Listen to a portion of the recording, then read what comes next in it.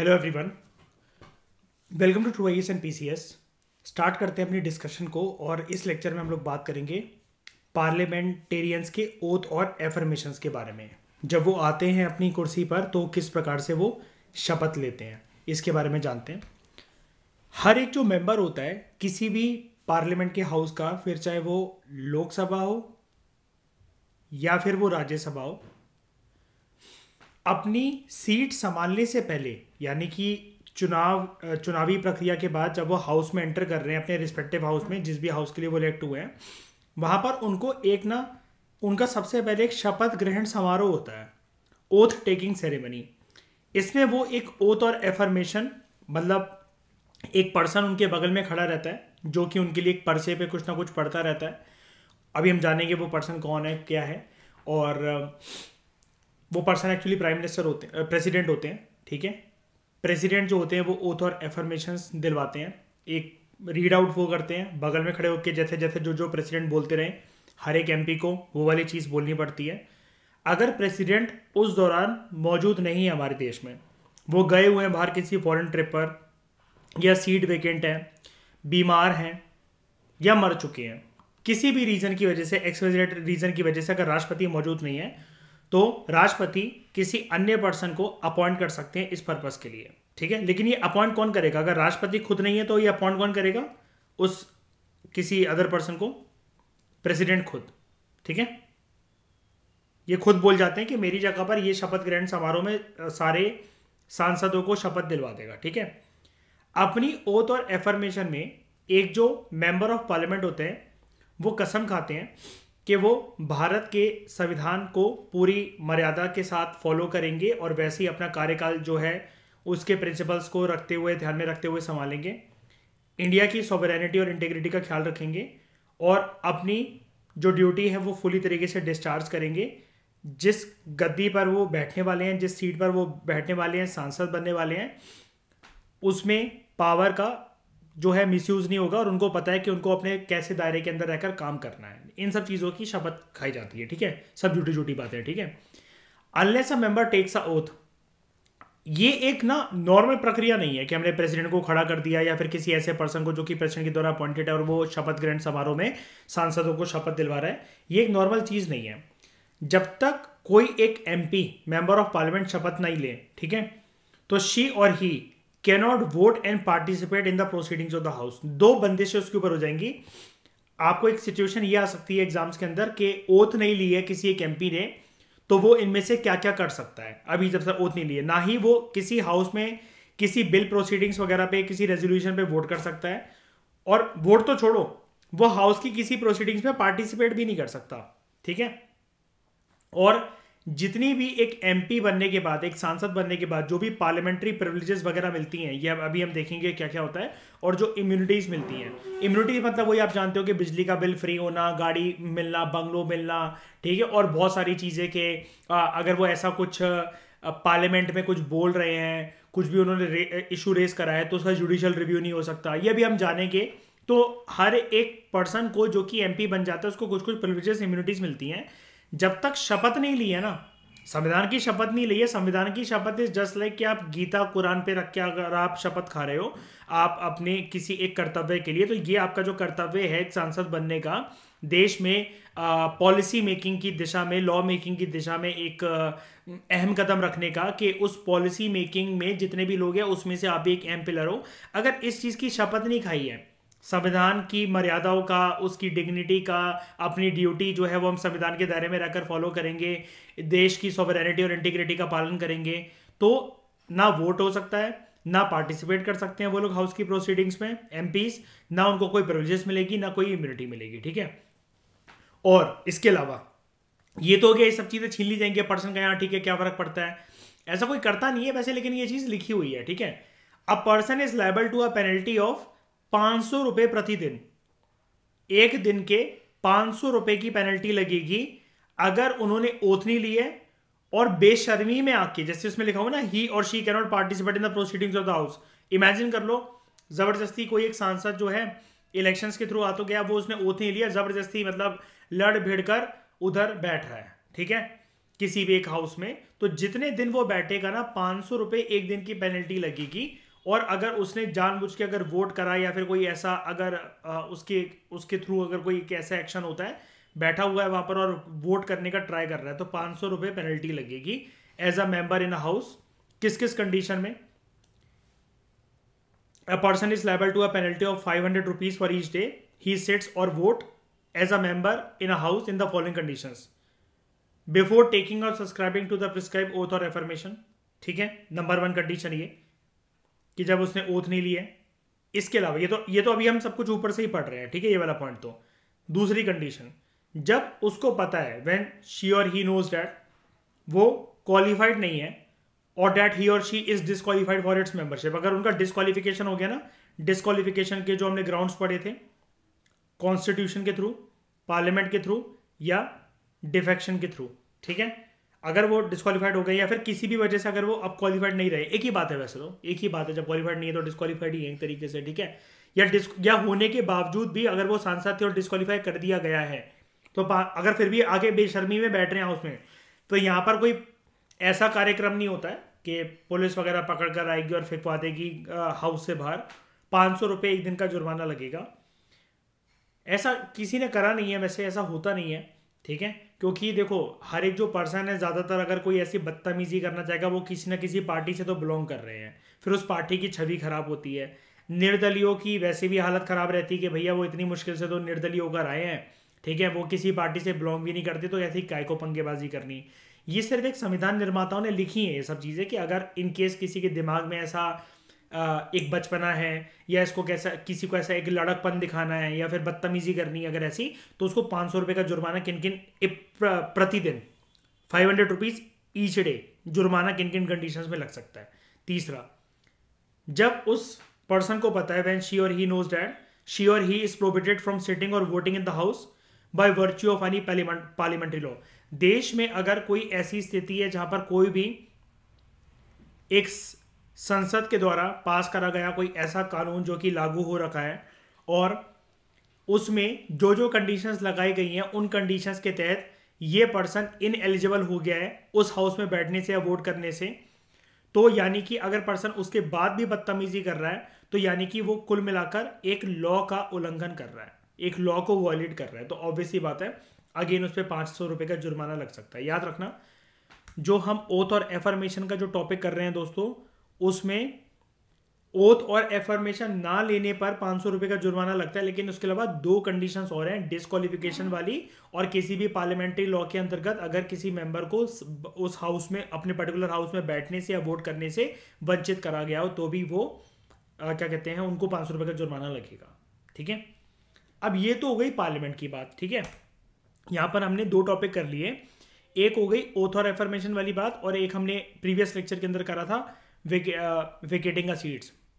अब हम state legislature की तरफ चलते हैं एक बारी, और स्टेट लेजिस्लेचर में हम एक बारी देखते हैं किन किन कंडीशंस में सीट्स वेकेट हो सकती है। पहले वेकेशन वाला टॉपिक कर लेते हैं, वो भी क्योंकि पार्लियामेंट वाले चैप्टर में ये पहले था। In the following cases a member of the state legislature vacates its seat. वो सेम चीज़ें हैं, अगर मैं आपको यहाँ पर आके दिखाऊं, यहाँ पर डबल मेंबरशिप की बात हो रही थी जैसे पार्लियामेंट वाले चैप्टर के अंदर, तो यहां पर भी एक जो पर्सन है वो मेंबर नहीं हो सकता दोनों हाउसेज ऑफ स्टेट लेजिस्लेचर का सेम टाइम पर। यानी कि अब ये तो देखो, ये जो दोनों हाउसेज लिखा हुआ है स्टेट लेजिस्लेचर का सेम टाइम पे नहीं हो सकता, यहां पर डिपेंड करता है, क्योंकि आप जानते हो कि ज्यादातर जो राज्य वो कैसे हैं, उनका नेचर कैसा है, उनमें सिंगल हाउस है, वो यूनिकैमरल स्ट्रक्चर के हैं, और 6 राज्य सिर्फ ऐसे हैं जहां पर 2 हाउसेज हैं वो बाइकैमरल स्ट्रक्चर के हैं। तो डिपेंड करता है कि person can not be a member of houses of the state legislature at the same time at one and the same time. इसका मतलब क्या है, ये वाली जो कंडीशन लिखी हुई है डबल मेंबरशिप की, पहली वाली, ये सिर्फ किस केस में लागू होती है, व्हेन अ पर्टिकुलर राज्य is of the nature of bicameral. और ऐसे सिर्फ कितने राज्यों में लागू हो पाएगी ये, 6, ठीक है। If a person is elected to both the houses, अगर हो गया मान लो जिस स्टेट में 2 हाउसेस है और वो बन गया है एमएलए और एमएलसी, ठीक है। वो वाली कंडीशन तो आपको पता है ना पार्लियामेंट की, जो हमने पढ़ी थी कि वो एमएलए और एमपी भी नहीं हो सकता सेम टाइम पे, है ना। वो अलग चीज़ है, अभी हम सिर्फ स्टेट स्पेसिफिक बात कर रहे हैं, ठीक है। एमएलए और एमएलसी, उसकी जो सीट होती है in one of the houses fall vacant. अब ये जो वन ऑफ द हाउसेज है ना, यहां पर थोड़ी सी ना स्टेट लेवल पे जब हम बात करते हैं तो थोड़ी सी लेवरेज है। क्या? His seat in one of the houses. यहां पर ना ये दे रखा है कि जिस हाउस का अभी तक वो मेंबर था या कुछ भी था, यहां पर क्या लिखा हुआ था पार्लियामेंट वाले के साथ अगर हम कंपेयर करें, his seat in the first house becomes vacant, जहां पर वो अभी तक ऑलरेडी मेंबर था। तो यहां पर कीवर्ड क्या है, एक बार इसको मिटाते हैं, ये है यहां पर कीवर्ड पार्लियामेंट के केस में, his seat in the first house becomes vacant. यहां पर क्या लिखा हुआ है देखो थोड़ा सा, one of the houses. Difference है कि नहीं है बताओ, फर्स्ट हाउस और वन ऑफ द हाउस, ठीक है। यानी कि अगर अभी तक वो एमएलए था और वो एमएलसी बन गया है, यहां पर स्टेट लेजिस्लेचर में डिफाइंड नहीं है, स्टेट लेजिस्लेचर की टर्म्स में यहां पर कोई डिफाइंड नहीं है कि उसकी एमएलए की पोस्ट चली जाएगी, एमएलसी की चली जाएगी। In one of the houses it will fall vacant. अब ये डिसाइड कैसे होगा? जो भी स्टेट लेजिस्लेचर ने जो कानून बनाया होगा इसके लिए, उसके प्रोविजन के अंतर्गत ऐसा होगा। यानी कि क्या हम ये कह सकते हैं क्या, जिन जिन 6 राज्यों के अंदर 2 हाउसेस हैं और पर्सन अगर वहां पर एमएलए भी बन गया और एमएलसी भी बन गया, तो इन 6 के 6 राज्यों की जो कानून व्यवस्था होगी वो डिसाइड करेगी कि उसकी एमएलए की कुर्सी जाएगी, एमएलसी की कुर्सी जाएगी, या उसको टाइम मिलेगा, या फिर इतने इतने दिन के अंदर उसको रिस्पॉन्स देना है। यानी कि 6 राज्यों की अंदरूनी व्यवस्था डिसाइड करेगी इस बात को। क्या हम इससे ये चीज इंटरप्रेट कर सकते हैं, बताओ? तो ये याद रखना, ठीक है। इसलिए मैंने आपको यहां पर पार्लियामेंट के साथ एक ये कंपैरिजन करवाया। ये थोड़ा सा इंपॉर्टेंट चीज है, ठीक है, क्योंकि हिडन चीज है और ये उन्हीं को समझ में आएगी जो साथ में रखकर दोनों चैप्टर्स को पढ़ रहे हैं, कंपैरेटिव एनालिसिस कर रहे हैं इसका, ठीक है। उसके बाद बात करते हैं डिस्क्वालिफिकेशन की। If a member of the state legislature become subject to any of the disqualification, और डिस्क्वालिफिकेशन के ग्राउंड्स अगेन दे रखे हैं कॉन्स्टिट्यूशन में, पार्लियामेंट में अंडर आरपीए 1951 और एंटी डिफेक्शन लॉ में, ठीक है। हिज सीट बिकम्स वेकेंट, तो हो जाएगी। और ये सेम चीज़ है, डिस्क्वालिफिकेशन वाली बात सेम है, पार्लियामेंट से के साथ अगर हम कंपेयर करें वो सेम चीज़ है, ठीक है। अगला point, resignation. A member may resign his seat by writing to the, अगर वो एमएलसी है तो वो लिखेगा, और ये वाली चीज़ सिर्फ तभी हो सकती है जिन 6 राज्यों में अगर 2 हाउसेस हों, वरना तो हमेशा ज़्यादातर 22 राज्यों में क्या प्रक्रिया चलेगी, वो हमेशा अपना रेजिग्नेशन जो है, जो त्याग पत्र है, वो देंगे स्पीकर को। लोकसभा का जो प्रिसाइडिंग ऑफिसर होता है उसको भी हम लोग दोस्तों स्पीकर कहते हैं, ठीक है। लोकसभा के केस में हाईलाइट कर देता हूं, लोकसभा के केस में presiding officer is known as speaker. State level पर विधानसभा के केस में the presiding officer is speaker. Parliamentary terms में राज्यसभा का जो प्रिसाइडिंग ऑफिसर होता है उसको हम लोग कहते हैं चेयरमैन।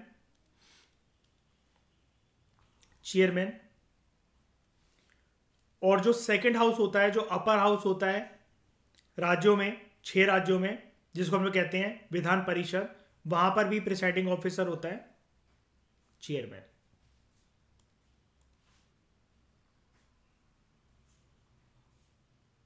वहां पर भी प्रिसाइडिंग ऑफिसर चेयरमैन होता है, ठीक है। डिफरेंस क्या होता है, राज्यसभा का जो चेयरमैन होता है ना, ये एक चीज में he enjoys the virtue of being a chairman, he is also the vice president of India, right.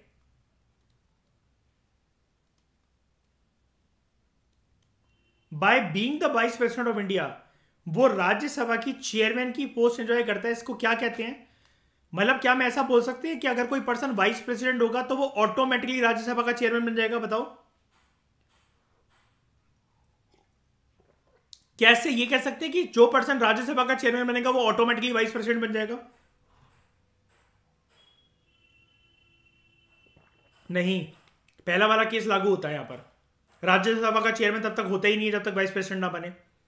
तो वाइस प्रेसिडेंट की वजह से राज्यसभा का चेयरमैन बन जाता है पर्सन, राज्यसभा के चेयरमैन बनने की वजह से वाइस प्रेसिडेंट नहीं बनता। इस प्रक्रिया को क्या कहते हैं, क्या यूज करता है टर्म इसके लिए कॉन्स्टिट्यूशन? जल्दी बताओ, नहीं पता? इसको कहते हैं हम लोग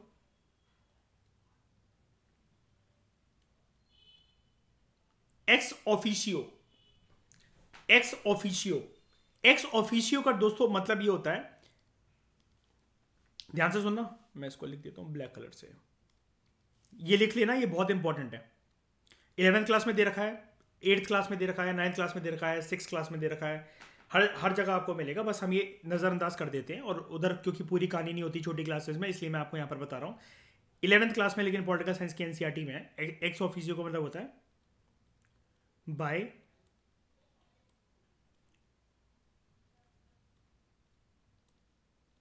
virtue of being something, by virtue of being something you will get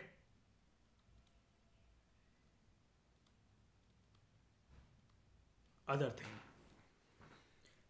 अगर आप ए हो तो ए पर होने की वजह से आपको बी चीज ऑटोमेटिकली मिल जाएगी, बी चीज पर होने की वजह से ए चीज ऑटोमेटिकली मिल जाएगी, ऐसा नहीं होगा कभी भी।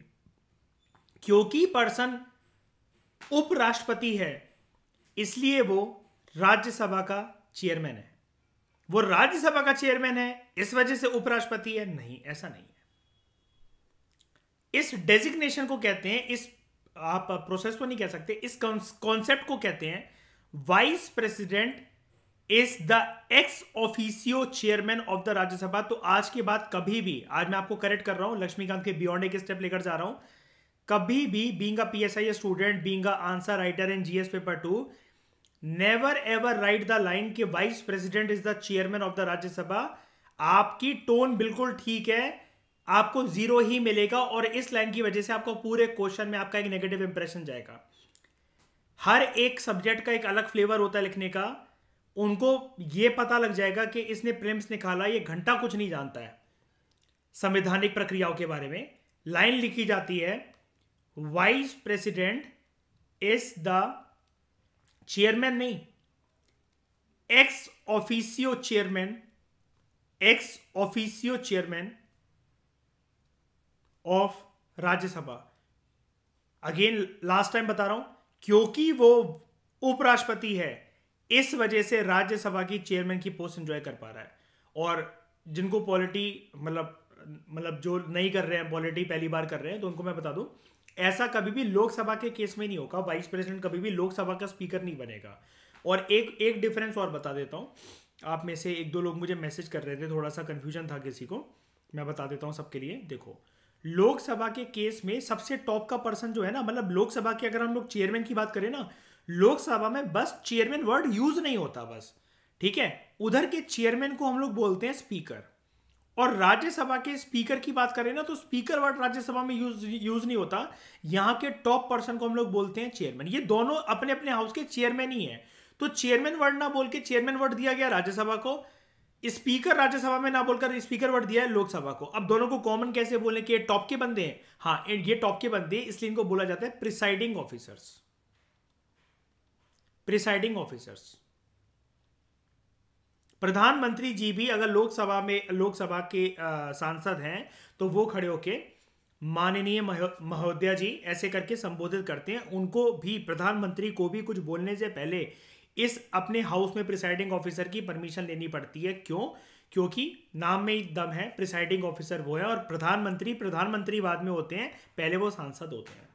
सांसद होने की वजह से वो प्रधानमंत्री हैं। हाँ, वो अलग बात है, डिटेल में बात करेंगे इसके बारे में कि प्रधानमंत्री भी बंदा पहले बन सकता है, फिर 6 महीने के अंदर अंदर वो प्रूव कर दो अपनी मेजॉरिटी कि आप, हाँ, मतलब एक सांसद बनने की योग्य हो, वो अलग बात है। लेकिन प्रधानमंत्री बाद में है, क्योंकि पार्टी तो किसी को भी चुन सकती है। पार्टी ने तो बोला हुआ है कि हमारी पार्टी जो है वो मेजॉरिटी सीट्स लेकर आई है इस हाउस में, लोकसभा के अंदर, और हमने डिसाइड करा है कि ये पर्सन को हम लोग प्रधानमंत्री बनाएंगे, तो प्रेसिडेंट उसको अपॉइंट कर देता है एज अ प्राइम मिनिस्टर। लेकिन अगर पार्टी चाहे तो किसी और को बना सकती है, कोई टेंशन नहीं। प्रधानमंत्री सिर्फ एक पोस्ट है, उसका कोई दम नहीं है, उसका कोई दम नहीं है वो, क्योंकि पार्टी की वजह से टिका हुआ है। कभी कोई सुना हमारे देश में अर्पित के निर्दलीय पर्सन प्रधानमंत्री बन गया हो?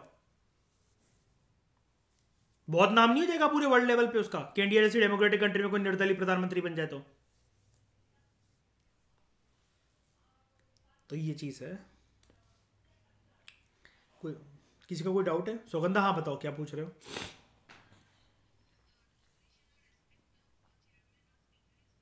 हाँ जी, हाँ वो निकाल सकते हैं आपको, जो हम कल पढ़ रहे थे ना, वो डिसमिस करना और वो करना। प्रधानमंत्री अपने ना पद की अपनी मर्यादा की कायम रख, वो क्या कहते हैं उसको, क्या कहते हैं, अपनी सीट की मर्यादा का पालन करते हैं। गरिमा गरिमा का पालन करते हैं। अगर वो प्रधानमंत्री कल को ऐसी बदतमीजी करने लगे ना कि चेयरमैन के ऊपर या स्पीकर के ऊपर वो पेपर फाड़ फाड़ के फेंक रहे हैं, कुर्सियां पटक रहे हैं, आप कहोगे आप बार बार चेयरमैन स्पीकर क्यों बोल रहे हो? क्योंकि मनमोहन सिंह जी अर्पित कहां से थे, कौन से हाउस से? वो राज्यसभा से थे। तो क्या अगर इससे इससे चीज अर्पित हमें ये समझ में आती है कि अगर मैं राज्यसभा का एमपी हूं तो मैं पीएम नहीं बन सकता क्या? बन सकता हूं, है ना? तो ये चीज, हाँ बताओ। हाँ जी, बिल्कुल बिल्कुल बिल्कुल, क्योंकि वो ना स्पीकर जब वहां पर बैठा हुआ है ना, अभी लोकसभा के किसके अगर हम लोग बात करें कि स्पीकर वहां पर बैठा हुआ है ना, वो उसको प्रधानमंत्री के ओहदे से नहीं देख रहा है, वो उसको सांसद के ओहदे से देख रहा है। और सांसदों में सब इक्वल होते हैं। जस्ट बिकॉज उसकी पार्टी बन गई है तो इसका मतलब ये नहीं होता कि उसके पास कोई एक्सट्रीम या सुपर पावर है। सांसदों की जितनी सबकी प्रिविलेजेस है, सबका सबकी वो सेम है।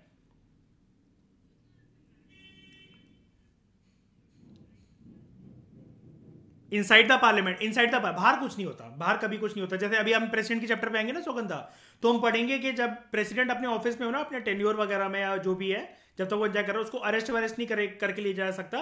और कुछ महीनों का, हफ्तों का एडवांस नोटिस उसको देना पड़ता है कि आपके खिलाफ हम प्रोसीडिंग से स्टार्ट कर रहे हैं। उस प्रोसेस को कहते हैं इम्पीचमेंट। आपने सुना होगा ये वर्ड कभी ना कभी, इम्पीचमेंट। वो बहुत टफ क्राइटेरिया होता है। इसलिए कहते हैं हमारे देश में अगर एक बारी कोई राष्ट्रपति बन जाए ना, या सुप्रीम कोर्ट हाई कोर्ट का जो चीफ जस्टिस बन जाए, उसको हटाना ऑलमोस्ट इम्पॉसिबल है। ऑलमोस्ट इम्पॉसिबल है, क्योंकि प्रक्रिया जब तक वो खत्म होगी ना, तब तक वो रिटायर होके सब कुछ पता चला परलोक ही सिधार जाएंगे। वो इतनी लंबी प्रक्रिया है, वो हो ही नहीं सकता। बहुत मुश्किल है, हमारे देश में उसको बहुत मुश्किल बनाया गया है। वो हम पढ़ेंगे अभी क्यों। हाँ ये चीज हो गई। The seat falls vacant when the resignation is accepted. ठीक है, ये अभी वापस आ जाओ, अपना दिमाग वापस ले आओ एमएलए और एमएलसी पर। ठीक है, एमएलए किसको देगा इनमें से, जल्दी बताओ। अगर कोई एमएलए तो बताओ, येलो वाले को या फिर ग्रीन वाले को, किसको देगा? स्पीकर को कि चेयरमैन को? स्पीकर को। एमएलसी किसको देगा? ये इधर पहले लिख देते एक मिनट के लिए, एमएलए। और एमएलसी किसको देगा? चेयरमैन को। चेयरमैन किसका? विधान परिषद का।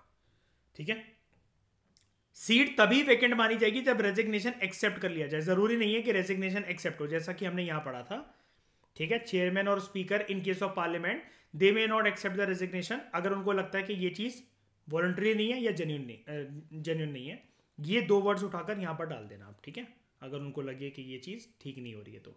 पीछे क्या लिखा है, सेम चीज, हाँ मतलब आई गई है। हाउएवर द चेयरमैन और the speaker need not accept the resignation, अगर उनको लगता है कि ये चीज़ वॉलंटरी नहीं थी, अपनी मनमर्जी से नहीं थी, या किसी भी तरीके का कोई दबाव था उन पर्सन के ऊपर, या पैसे खिला खिलाकर कोई सत्ता पलटने की कोई वो प्रक्रिया है जिसकी वजह से चुनाव होंगे, और चुनाव होने की वजह से एक पर्टिकुलर रीजन में, एक स्टेट में इन्फ्लेशन वगैरह बढ़ेगी, तो उनको अगर ऐसा लगता है कि कोई भी आर्थिक व्यवस्था अगर इससे या पॉलिटिकल व्यवस्था चरमरा सकती है और ये रेजिग्नेशन जेन्युइन नहीं है, तो वो उसको खारिज कर सकते हैं। ठीक है, अब एब्सेंस वाली बात, जब हमने पार्लियामेंट में पढ़ लिया कि एमपीज नहीं घूम सकते ऐसे मुंह उठा करके, बन गए वो कभी भी नहीं आ रहे, भाई हम तो जानते ही नहीं पार्लियामेंट का रास्ता क्या, हम तो सड़क की भूल गए। ठीक है, तो विधायक तो क्या ही करें, क्या ही कर पाएंगे। A house of the state legislature can declare the seat of a member vacant. Member कौन, बोलना नहीं, MLA or MLC. If she और he is absent himself from all it's meeting for a period of 60 days without its permission. और यहां पर भी मैं आपको बता रहा हूं, लिखा नहीं हुआ है लेकिन यहां पर भी ये वाली चीज ऐड होती है कि जिस टाइम पर जो विधान सभा थी या जो विधान परिषद थी, अगर उतने टाइम के लिए जितने टाइम के लिए वो प्रोरोग थी, एडजर्न थी 4 कॉन्जिक्यूटिव डेज के लिए, तो वो चीज़ एप्लीकेबल है। लेकिन फिर भी जब 60 डेज है, मतलब विदाउट इट्स परमिशन नहीं ली, और परमिशन यहां पर किसकी लेनी पड़ेगी? एमएलए को किसकी लेनी पड़ेगी? स्पीकर की। एमएलसी को किसकी लेनी पड़ेगी? चेयरमैन की। ठीक है, छोटी छोटी बातें, लेकिन याद रखना, दिमाग में एकदम से नहीं आ पाता एग्जामिनेशन हॉल में बैठ के। दूसरे केसेस जैसा कि हमने यहां पर पढ़े थे, किन किन केसेस के अंदर सीट विकेट हो जाती है। A member has to vacate his seat in either house of the state legislature in the following cases. अगर उसका इलेक्शन जो है नल एंड वॉइड डिक्लेयर कर दिया गया है कोर्ट के द्वारा, अगर वो एक्सपेल कर दिया गया है अपने हाउस से। अब यहां पर एक्सपेल का मतलब क्या, बताओ जल्दी, किसने करा होगा? Speaker in case of MLA, chairman in case of MLC.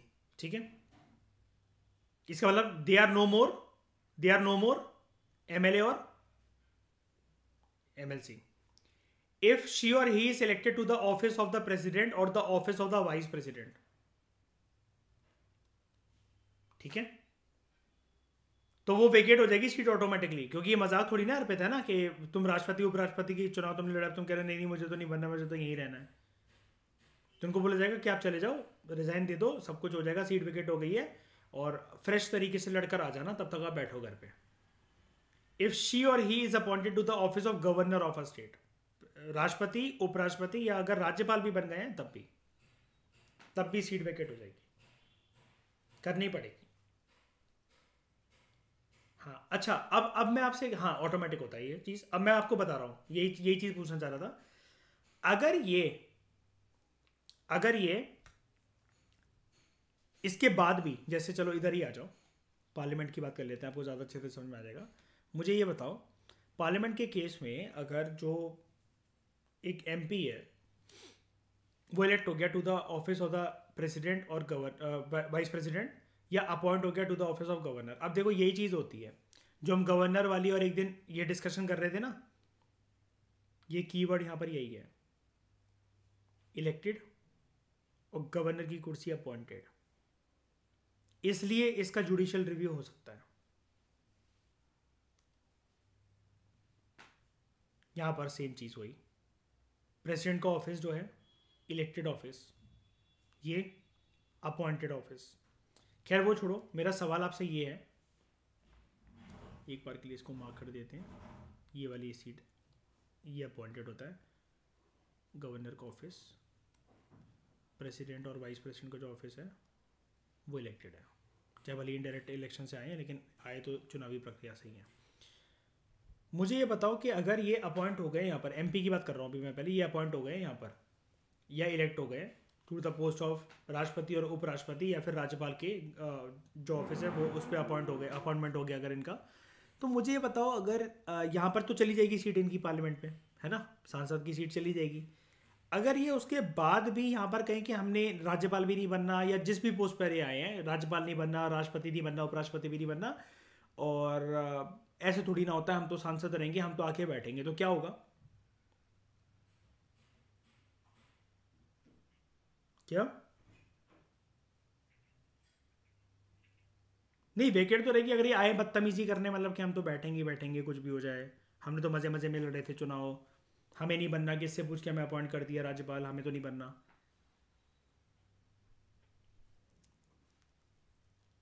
क्या होगा? जितने दिन बैठेगा ना, यही वाली बात आ जाती है यहाँ पर, ऐसी केस स्टडी, 500 रुपये का जुर्माना लगेगा, डिस्क्वालीफाइड हो गया ना, क्योंकि अब तो पहली वो अलग बात है। देखो लीगली प्रोसीजर तो कुछ भी कह लो कि आने ही नहीं दिया जाएगा, यहाँ पर तो पुलिस केस भी हो सकता है, बहुत कुछ हो सकता है, ठीक है, लेकिन ये अगर ये बैठे भी ना, एज अ पर्सन 500 रुपये का जुर्माना भी लगेगा अगर बदतमीजी में अगर ये आए तो। समझ रहे हो सब लोग? इस केस में भी यही होगा, क्योंकि वो चीज तो वैकेट हो गई है ना, तुमने लड़ा क्यों था इलेक्शन? और अगर ये इस केस में ये भी कहने लगे ना कि अपॉइंटमेंट, देखो अपॉइंटमेंट ऐसे नहीं होती, आप भी जानते हो और पता है ना भाई, बंदे को पता होता है कि वो कहां जाने वाला अभी फ्यूचर में, है ना। सरप्राइज गिफ्ट थोड़ी ना दिया जाता है, तो सुबह सुबह उठ के व्हाट्सएप में जाएगा हैप्पी बर्थडे, आज आपका बर्थडे, हम आपसे बहुत खुश हैं, हम तुम्हें ना क्या क्या कहते हैं इधर चंडीगढ़ का गवर्नर बना रहे हैं। ऐसा कुछ थोड़ी ना होता कि पंजाब का गवर्नर बना दिया, एक कर दिया, वो कर दिया। ये सब एक प्रोसेस होता है जो कि इनको पता रहता है कि एक एमएलए, एमएलसी, एमपी किस तरफ जाने वाले हैं, पार्टी में उनकी पोजीशन क्या है, वो निगरानी में कैसे हैं। फिर भी जाके अगर वो पार्लियामेंट में अगर बैठते हैं ना, वेकेट तो हो ही गई है सीट, तो 500 रुपये का जुर्माना लगेगा जो हमने पढ़ा था। और कितने दिन में, कितने दिन का लगेगा, एक ही बार का लगेगा क्या?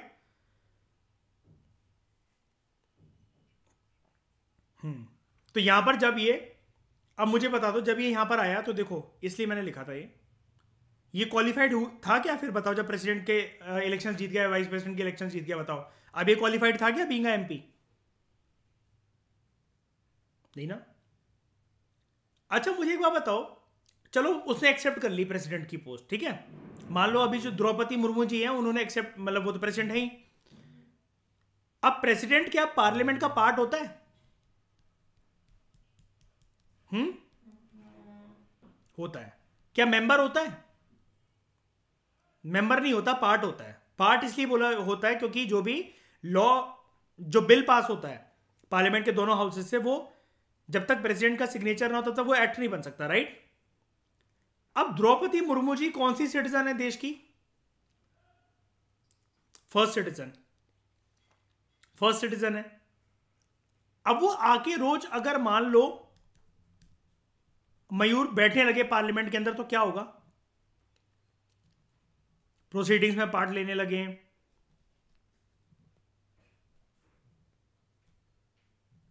रोज आके बैठने लगे, लोकसभा राज्यसभा में ही बैठी रहे कि मैं तो बोर हो जाती हूँ, कुछ करने को होता नहीं, मैं यहीं आके बैठूंगी। नहीं, क्या होगा शाइनी उनके साथ? 500 रुपए का पेनल्टी लगेगी रोज। क्यों? यहां पर डिस्कालिफिकेशन, ये क्वालिफाइड नहीं है इस चीज के लिए। क्यों? पार्ट है, मेंबर नहीं है। पार्ट है, मेंबर नहीं है। और प्रेसिडेंट यहां पर आके ना बैठ सकती हैं, ना बैठ सकते हैं, ना वोट कर सकती है, ना वोट कर सकते हैं, depending on the male female जो भी हैं। ऐसे दिमाग को अपने एप्लीकेबल बनाया करो चीज़ों के लिए। हर चीज़ आपको स्पून फीड करके लिखी नहीं मिलेगी, वो नहीं मिलेगी, ये आपको सोचना पड़ेगा। यही कहता हूं मैं आपसे होमवर्क करने को एग्जामिनेशन हॉल में बैठने से पहले। इसी के लिए आपको वक्त चाहिए होता है, किसी को 1 साल, किसी को 2 साल। डिस्क्वा नहीं नहीं, डिस्कालीफाई क्यों करा जाएगा? ये क्वालिफाइड ही नहीं है, आके क्यों बैठी है? यहां दो कंडीशंस हैं, ये देख रहे हो। और या तो वो डिस्कालीफाई हो गया, वो एमपी ऑलरेडी वो करके, यहां पर लिखा हुआ है person is liable to a penalty. अब पर्सन कोई भी पर्सन हो सकता है वो। अब आपको यार, पापा यार आप एमपी हो यार, मुझे भी ले चला करो जरा, मैं भी बैठ के कोने में सुन लूंगा, मैं कुछ डिस्टर्बेंस नहीं करूंगा। 500 रुपये पेनल्टी लगेगी, बाप पे भी और तुम पे भी। वो कोई हाउस थोड़ी ना है। कभी देखा है अपने बच्चों बच्चों को ले आ रहे थोड़ी देर के लिए, बच्चा छोटा है मेरा, बैठ जाएगा बगल में, कोई बात नहीं। कभी देखा है ऐसे आज तक भारत के इतिहास में कोई गुस्सा चलाया हो? ये चीज होती है, ठीक है। हम्म। अरे बहुत तरीके है उसको यार, ये हाउस उसके लिए नहीं है यार। नहीं लगेगा, नहीं लगेगा, ऐसी कोई पेनल्टी नहीं है। लेकिन जब यार वहां पर बिल पास हो रहे हैं, प्रक्रिया पास हो रही है, अब तुम्हारे हाथ में कोई बिल है, तुम्हें क्वेश्चन क्रिस्ट क्वेश्चन पूछ रहे हैं, तुम्हारे इन्फेंट ने सू सू कर दी उस पर, 100 चीजें होती है वहां में यार। कोई मूवी सीन नहीं चल रहा होता ना यार वहां पर। पूरे देश के लोगों का पैसा, उनकी एनर्जी, उनकी एक्सपेक्टेशन, उसकी चर्चा हो रही होती है। तो वो मजाक नहीं होता। जैसे जब भी कोई एक बड़े बड़े पोस्ट पर एक वो कोई पर्सन होता है, आप कभी भी उसको देखोगे, जो आदमी जिंदगी में बड़ा होता है ना, वो कभी रीजन नहीं देता कभी किसी चीज के। वो ये नहीं कहता कि मुझसे ज्यादा बिजी चल रहे हो क्या, मतलब वो करके, और मैं तो इतने कामों में बिजी रहता हूँ, इसलिए मैं छुट्टी ले रहा हूँ, इसलिए मैं ऑफ ले रहा हूँ, या फिर मैं इसलिए नहीं आ सकता, तुम्हें तो सिर्फ एक 4-5 मुद्दे संभालने हैं जिंदगी में, मुझे तो 200 करोड़ की आबादी को संभालना है, मुझे तो इतने सारे काम करने पड़ते हैं। एक बड़े आदमी की पहचान ही यही होती है कि उसके अंदर हमेशा एनर्जी लेवल हमेशा हाई रहता है, और वो कभी छुट्टी नहीं लेता, क्योंकि वो थकता नहीं है कभी। और जितने जिंदा मरे हुए लोग होते हैं ना, वो कुछ भी नहीं करेंगे, बैठे रहेंगे वो, फिर भी मतलब उनके अंदर आलस भरा रहेगा, उबासियां मारते रहेंगे। ये एक पहचान होती है कि लाइफ में कौन कितना आगे जा सकता है, और कौन जो जहाँ पैदा हुआ है वो वहीं मर जाएगा। अब प्रधानमंत्री जी को क्या मतलब वो कमी है, सारा काम इनका बस एक कॉल पे एक इशारों पर हो जाएगा, ये बैठे रहे पूरे दिन मजे करते रहे। लेकिन देश को चलाना एक बहुत कठिन काम होता है, इतना ईजी नहीं होता जितना हम बैठ के बातें कर लेते हैं। अब वहां पर भी आप सोचो जरा, सौगंधा आप इन्फेंट को लेकर आ रहे हो, वहां ऐसा कुछ नहीं होता।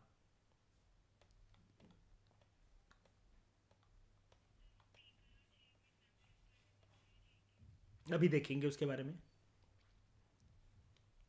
ये कहाँ गया, स्टेट लेजिस्लेचर का एक टॉपिक रह गया था ना ऊपर इसका।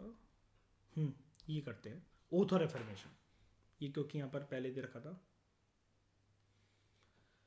देखो अभी उन्हीं पोस्ट के बारे में पूछना जो हमारे चैप्टर चलते जा रहे हैं, आगे पीछे ईशा कुछ भी नहीं, जो आता जाएगा उसको करते चलो। क्यूरियोसिटी एक अच्छी चीज़ है, क्यूरियोसिटी मिटानी है तो खुद पढ़ो, अभी सबके साथ चलो सब लोग, ठीक है।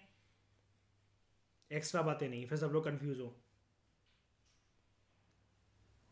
अभी जितना कराया उसमें, नहीं नहीं वो अभी आएगा तब देखना। पहले मुझे बताओ जितना करवाया उतना, किसी को कोई डाउट? इस स्पीकर को पहले हम समझेंगे ईशा कि वो होता भी है कि नहीं होता, या फिर उसको छोड़ना पड़ता है, या फिर वो एक एमपी होते हुए भी स्पीकर हो जाता है। पहले हमें उसको समझना पड़ेगा, उसकी पोस्ट का नेचर,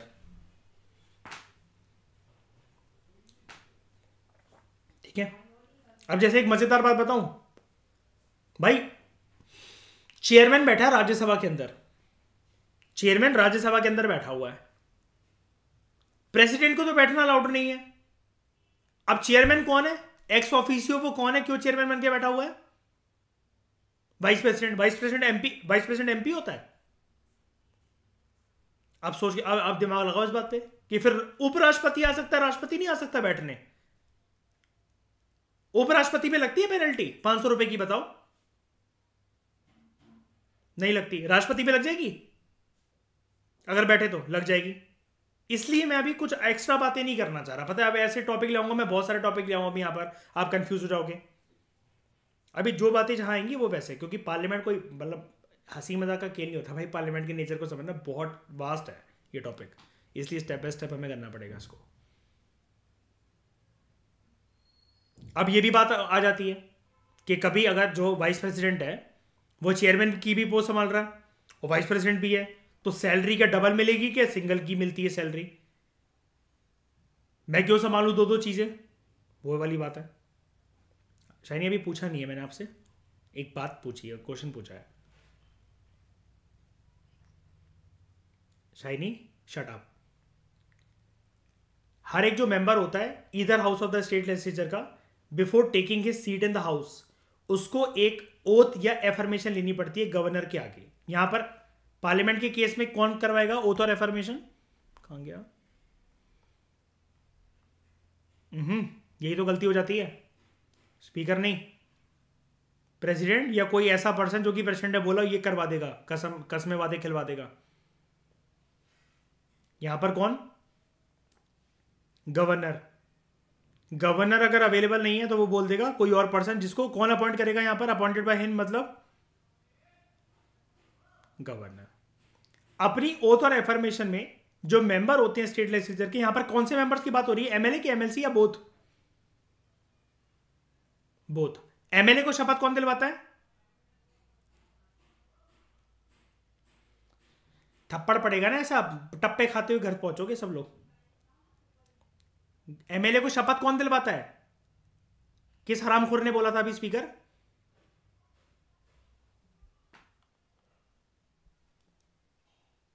एमएलसी।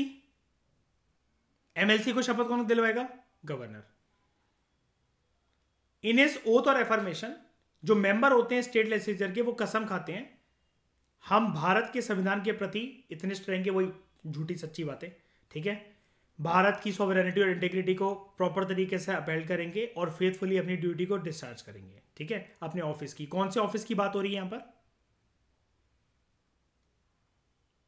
कौन सा ऑफिस?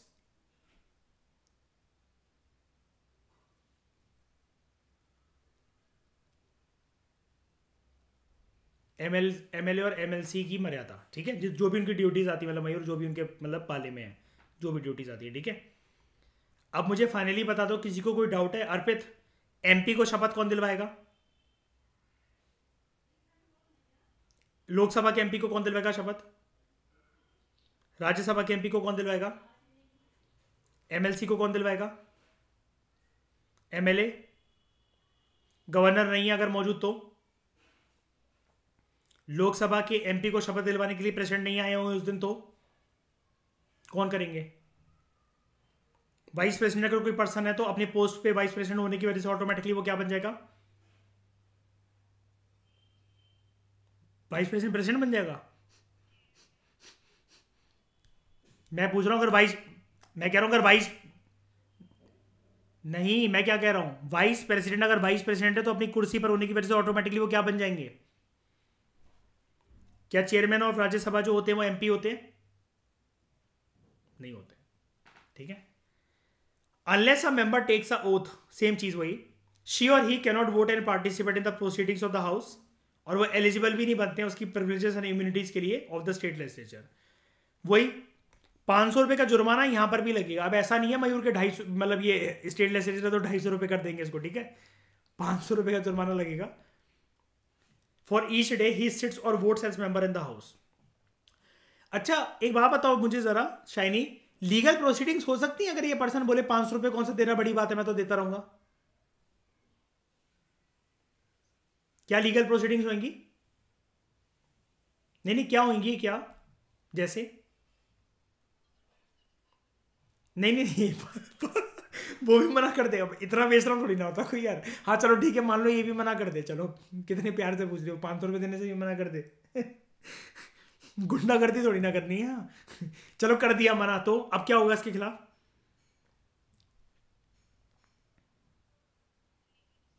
वही पूछ रहा हूँ किस फॉर्म में होगी लीगल प्रोटेक्शन, क्या होगा इसका?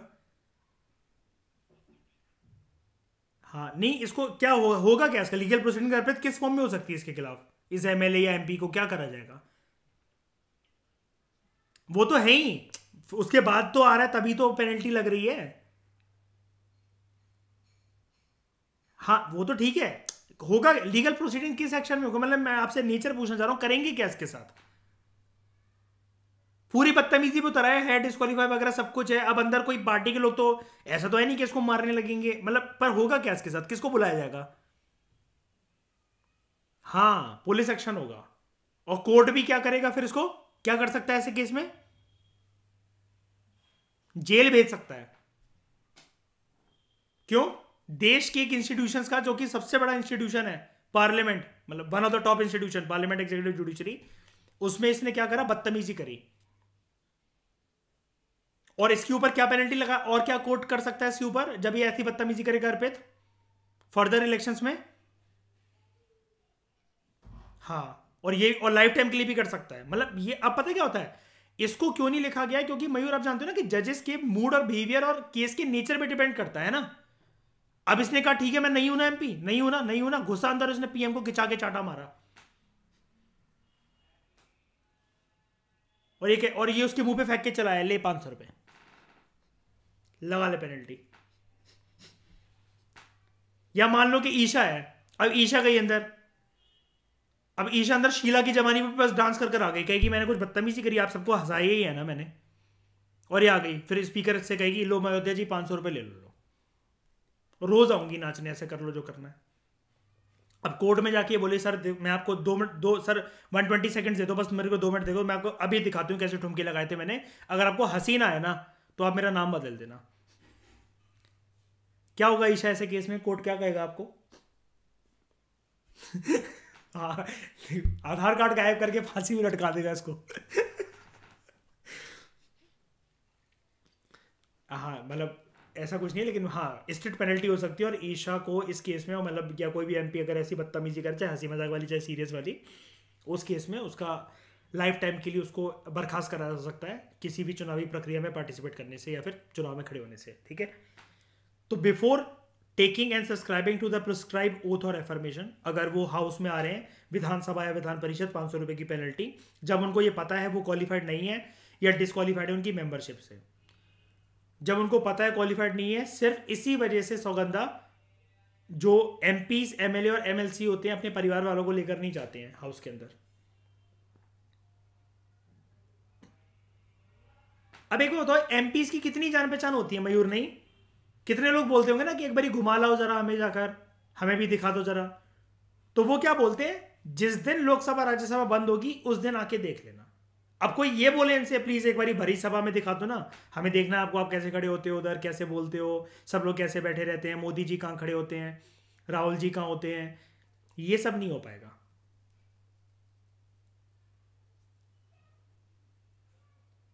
आपको पता है यहां पर अर्पित, एक बात बताऊं मैं आपको, सिर्फ वो कमरे में आने वाली बात नहीं होती है, लॉबी में भी ताले लगे होते हैं। एक लॉबी मतलब गैलरी होती है वहां पर, कभी आना दिल्ली चलेंगे, लॉबी होती है, वहां तक भी ऑफिसर्स होते हैं, मतलब जो गार्ड्स होते हैं वो भी नहीं जाने देते कि लॉबी में, मतलब आप सोचो कि हम कमरे का थोड़ा सा दरवाजा खोल के देख लेंगे और वो करके, लॉबी तक में भी नहीं आने देते हैं। क्योंकि हमारे देश में कुछ प्रोटोकॉल्स होते हैं। अब जैसे कुछ प्रोटोकॉल ऐसे ही होते हैं, अब कल ही में पढ़ रहा था, पीएम का एक प्रोटोकॉल होता है कि पीएम के अगर वाइफ भी, बच्चे भी अगर साथ हैं और अगर वो एक किसी एक इंपॉर्टेंट ड्यूटी पे है ना, तो जेड प्लस सिक्योरिटी के गार्ड जो हैं वो उस सिक्योरिटी को तोड़कर एक्सट्रीम केसेस के अंदर, हाँ पीएम अगर अलाउ कर दे तो ये माना जाएगा कि पीएम ने प्रोटोकॉल को भंग करा है, पीएम ने प्रोटोकॉल को तोड़ा है। एंड करंट पीएम के ऊपर ये बहुत बड़ी क्या कहते हैं इल्जाम लगते हैं कि वो प्रोटोकॉल को तोड़ तोड़ के जनता से हाथ मिलाने और ये सब जाते हैं, जबकि पीएम के ड्यूटीज के दायरे के अंदर ये नहीं आता है कि उनको जेड प्लस सिक्योरिटी के ऐसे प्रोटोकॉल को नहीं तोड़ना चाहिए और अपने प्रोटोकॉल को भी नहीं ऐसे नहीं तोड़ना चाहिए। लेकिन जब आप कितने भी सगे हो ना अगर पीएम से या फिर प्रेसिडेंट से, तो आप उस सिक्योरिटी को तोड़कर आप उनके घर वाले, आप उनके बच्चे, बीवी, हस्बैंड कुछ भी हो तो आप नहीं जा सकते उनसे मिलने, जब तक वो सिक्योरिटी पे, अपनी ड्यूटी पे या फिर किसी एक रैली वगैरह या किसी चीज़ पर अगर से निकले हुए हैं और किसी एक इंपॉर्टेंट काम के लिए, कुल मिलाकर जहाँ पर जेड प्लस सिक्योरिटी है या उनकी कुछ इंपॉर्टेंट सिक्योरिटी है, तो आप उसको तोड़ के नहीं जा सकते। जाना हो, कोई कुछ नहीं करेगा, कोई कुछ नहीं करेगा, वो माना जाएगा कि आपने प्रोटोकॉल तोड़ा है। कि पीएम मिले क्यों फिर उस पर्सन से हाथ मिलाकर, ये चीज तो अलाउड ही नहीं है, दायरे के बाहर है। तो when he or she knows that she or he is prohibited from sitting or voting in the house by virtue of any law made by the parliament or state legislature। Difference क्या है यहां पर, क्यों पढ़ रहे हैं इन points को दोबारा? यहां पर किसी भी लॉ से जब वो वंचित था, वो वंचित था हाउस में बैठने से या वोट करने से, by any law made by the parliament only, ये एमपी के केस में था। यहां पर पार्लियामेंट्री लॉ भी हो सकता है, कीवर्ड यही है, पार्लियामेंट्री लॉ भी हो सकता है, या कोई ऐसा कानून जो कि स्टेट लेजिस्लेचर ने बनाया हो, कोई भी ऐसा कानून। जो मेंबर्स होते हैं स्टेट लेजिस्लेचर के, they are entitled to receive such salaries and allowances जो कि state legislature time to time determine करता है। इसको अभी हम देखेंगे कि क्या क्या प्रिविलेजेस और क्या क्या सैलरीज होती हैं। लेकिन पहले ये मुझे ये बात बताओ, ओथ और एफर्मेशन और vacation of seats in terms of parliament and state legislature, सारे पॉइंट्स कवर है, क्लियर है आपको और कवर है दिमाग के अंदर, क्लियर है? किसी का कोई भी एक भी % डाउट है? जल्दी बताओ। हाँ बताओ बताओ।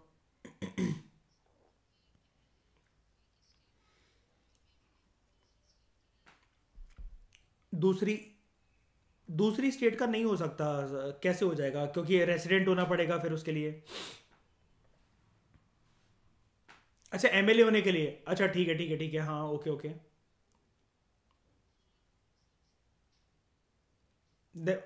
नहीं, उससे पूछा जाएगा कि आप कहां पर जाकर एमएलए की तरह सर्व करना चाहते हो।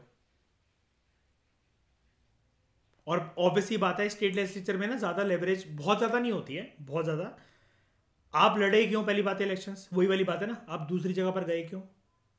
तो जहां पर आप अभी करंट एमएलए हो ना, वो छोड़ना पड़ेगा आपको। अगेन यहां पर मैं आपको बताता हूं इसकी प्रक्रिया। There is a duration, time duration, इतने इतने केस के अंदर आपको बताना पड़ता है। लेकिन देखो क्या होता है, जब आप इस मकसद से लड़े थे, अगर आप हार गए तो जमानत जब्त आपकी, डिपेंडिंग ऑन द सीट ज़्यादा ही फिर भी हार गए तो कोई बात नहीं, फिर तो जहां अभी हो विधायक वहां रहोगे। जीत गए तो आप ऑब्वियसली बात है इलेक्शन में इतना प्रोसेस में पार्टिसिपेट इसलिए करा होगा ताकि आप वहां जा सको।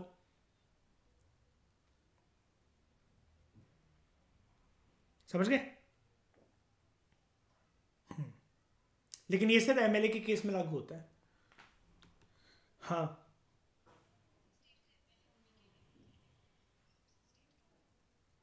क्या होना पड़ता है?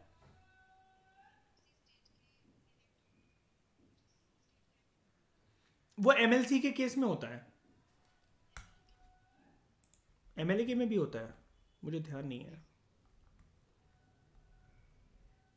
क्वालिफिकेशंस,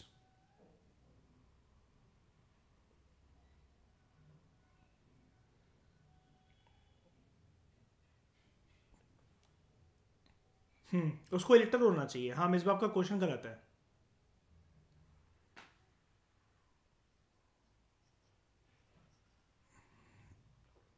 क्या बनने के लिए? उसको फिर कुछ टाइम के लिए नागरिक रहना पड़ेगा। अभी एक मतलब ऐसा नहीं हो सकता कि आप इतनी जल्दी, आप अभी देख सोचो, सोच के देखो जरा, आप जहाँ जहाँ भी हो रहा है, अभी इलेक्शंस अगर हो रहे हैं तो आप कहाँ कहाँ जाके कितनी जल्दी जल्दी वोटर आईडी कार्ड बनवा लोगे? कितने बनवा लोगे बताओ? देखो दोनों बातें हैं, देखो दोनों बातें हैं शाइनी। देखो, आपकी भी बात ठीक है, आप भी गलत हो, मिसबा आपकी भी बात ठीक है, आप भी गलत हो। बात यहाँ पर ये है, देखो आप यहाँ पर जब जाओगे तो वोटर आईडी कार्ड जैसे क्या होता है, अभी इस टाइम पर आप लोगों के कितने वोटर आईडी कार्ड किस किस जगह के हैं बताओ?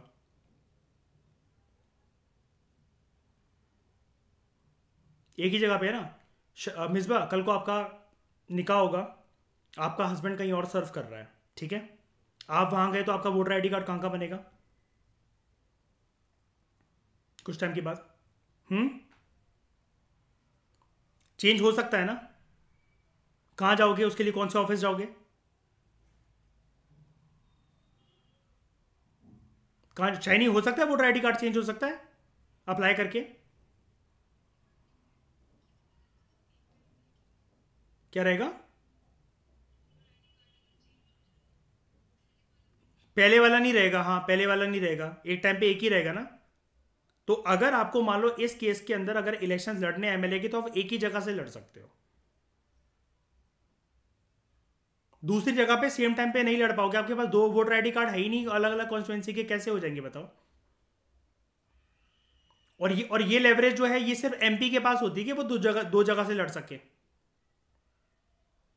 है ना। सही है अंडरस्टैंडिंग ये? इधर देखो Misba, a person to be elected to the legislative, ये तो वो है, सॉरी सॉरी, ये a person to be elected to the legislative assembly must be an elector for an assembly constituency in the concern state. उस assembly constituency, उस अपनी state में जो भी सीट है वहां पर आप एक रजिस्टर्ड इलेक्टर होने चाहिए। और वो शाइनी ने जैसा कि बोला, वो एक टाइम पे एक ही हो पाओगे। बन सकते हो विधायक, लेकिन दो सेम टाइम पे इलेक्शंस कंडक्ट नहीं कर सकते। सही बोला शाइनी, अनुज वेरी गुड। मिसबा क्वेश्चन गलत था आपका काफी।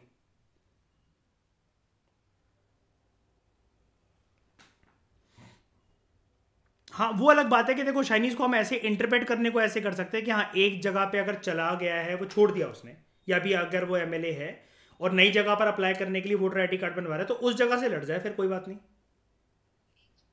एक छोड़ना पड़ेगा। क्योंकि यहां पर ये लेवरेज नहीं होती है। क्या क्या अभी इस, एक सेकंड, कभी हमने इस टॉपिक में ये चीज पढ़ी क्या कि पर्सन यहां पर विद इन द स्टेट भी, with with sorry with in the state भी दो कॉन्स्टिट्यूएंसी से लड़ सकता है क्या, इन केस ऑफ एमएलए या एमएलसी? नहीं, लेकिन एमपी अगर होता तो। अच्छा मैं तुमसे एक बात पूछूं, कल मैंने एक ये भी क्वेश्चन देखा, मुझे एक बात बताओ, जो एमपी है जैसे, वो दो सीटों से लड़ सकता है, ठीक है, राइट? वो दो सीटें सेम स्टेट की हो सकती हैं क्या? नहीं नहीं, सेम हो सकती है, मतलब मान लो अगर जैसे अर्पित मोदी जी कहां कहां से थे, जीते थे? हाँ नहीं, पर्टिकुलर सीट वाराणसी और वडोदरा है ना। क्या यूपी की ही दो सीटों से लड़ सकते थे क्या? बताओ अर्पित, शाइनी क्या लगता है? देखो देखो 543 कॉन्स्टिट्यूंसी तो मयूर 543 ही है, वो तो कहीं से भी लड़ जाओ ना। क्योंकि यहां पर क्या होता है, एमपी के केस में देखो स्टेट की लहर ना एक ही तरफ बहती है, बात यहां पर कॉन्स्टिट्यूएंसी की नहीं होती है, समझ रहे हो?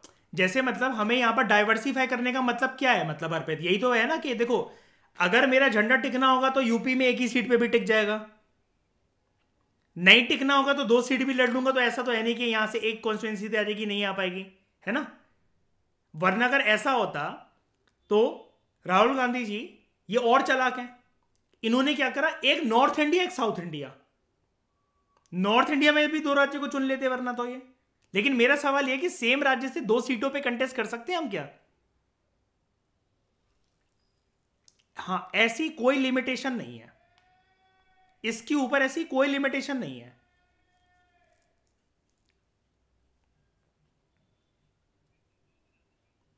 दो से ज्यादा नहीं, इतना नहीं, ये थोड़ी ना तुम 543 की 543 सीट्स पे थोड़ी ना लड़ जाओगे। मैक्सिमम अभी कितना अलाउड है? दो। और जहां अगर आप एक पे जीत गए तो दूसरी वाली क्या हो जाएगी? हाँ नहीं, तो दूसरी वाली सीट क्या हो जाएगी? फिर उस पे क्या होगा? कब होता है उस पे इलेक्शंस? हाँ, पर उन इलेक्शंस को क्या बोलते हैं फिर हम? बाई इलेक्शन, ठीक है। क्या उससे भी पर्सन एमपी बन जाएगा? हाँ। इसका इसका लॉजिक बताओ अब, जल्दी मुझे बताओ, इसका कंक्लूजन अब क्या निकाला तुमने? एमएलए वाला क्लियर है मिसबाब आपको? अनुज शाइनी वेरी गुड, ठीक है। ये चीज आप लोगों ने पकड़ी कि a person to be elected to the Vidhan Sabha, वो एक असेंबली कॉन्स्टिट्यूंसी के अंदर इलेक्टर होना चाहिए। मिसबा ये वाला डाउट आपको क्यों आया है ऐसा एकदम से?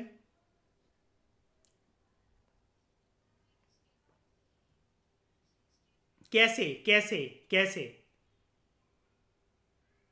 मुझे भी जाननी है शाइनी, मुझे भी जानना है ये वाली प्रक्रिया, जल्दी बताओ शाइनी, ये कैसे हो सकता है? एमपी, एमपी बन सकता है, एमपी बन सकता है। नहीं नहीं, मैं कह रहा हूं एमपी बन सकता है कल को, चाहे तो। लेकिन वो भी, उसमें भी एक सीट तो छोड़नी पड़ेगी। लेकिन आप एमएलए सोचोगे एक जगह पर है और दूसरी जगह पर हो जाए तो ये वाली कंडीशन रोक लेगी शाइनी, राइट? ये वाली पॉइंट बी। कौन? हाँ, दो सीटें नहीं, ऐसा तो कुछ नहीं है। किसने लड़ा था? एमएलए ने? कोई आप अपने एरिया का बता रहे हो? अच्छा, विद इन द स्टेट, अच्छा जैसे मतलब, अच्छा ठीक है, ये फिर वही प्रक्रिया होगी, इसको हम अभी देखेंगे, आरपीए पढ़ेंगे हम 1951 का, तब क्लियर हो जाएगा। एमपी जो है वो दो सीटों के लिए लड़ सकता है, तो एमएलए भी दो सीटों के लिए लड़ सकता है ना। लेकिन ये क्या है, कंडीशन क्या है, विद इन द स्टेट। पक्का पता शाइनी? और एमएलसी?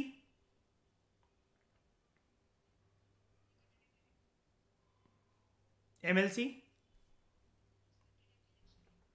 डायरेक्ट इलेक्शन नहीं होता, वेरी गुड। इलेक्शंस को क्या कहते हैं उसके हम लोग, राज्यसभा और एमएलसी वाले? Proportional representation by means of single transferable vote, ठीक है। सारी बातें क्लियर मिस, आप तो कोई डाउट नहीं है पक्का? है डाउट तो फिर से बताऊं, जल्दी बताओ। क्लियर है ना? हाँ। तो आप लोग एक बात और याद रखना, थैंक्स शाइनी ये नॉलेज देने के लिए। एमपी जो है ये तो हमने देख लिया था दोस्तों कि वो दो सीटों से कंटेस्ट कर सकते हैं देश में कहीं पर भी, ठीक है। Any two seats, anywhere. जो एमएलए हैं, जो एमएलए हैं, they can also contest from two seats. Conditions यहां पर ये है, विद इन द स्टेट। किसके बीच में? जैसे?